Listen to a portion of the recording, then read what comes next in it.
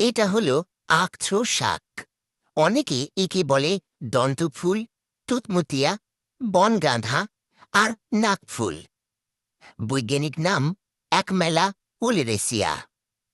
পাতার ফুলে আছে ঝাঁঝালো এক স্বাদ, যা মুখে দিলেই যেন বিদ্যুৎ ছড়িয়ে পড়ে। আর সেই ঝাঁঝি দাঁতের ব্যথা দ্রুত উপশম করে। তাই একে বলা হয় টুথ এক প্লান্ট।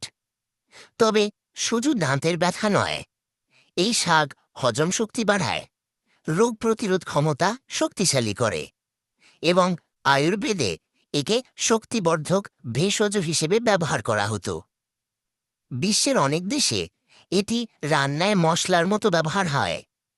কিছু অঞ্চলে সালাগের উপাদান হিসেবে খাওয়া হয়, আবার কোথাও একে সবুজ শাক হিসেবে রান্না করা হয়। প্রকৃতির এই ছোট্ট ভেষজ আসলে আমাদের জন্য এক আশ্চর্য ভাণ্ডার। এই রকম অজানা অথচ দরকারি তথ্য জানাতে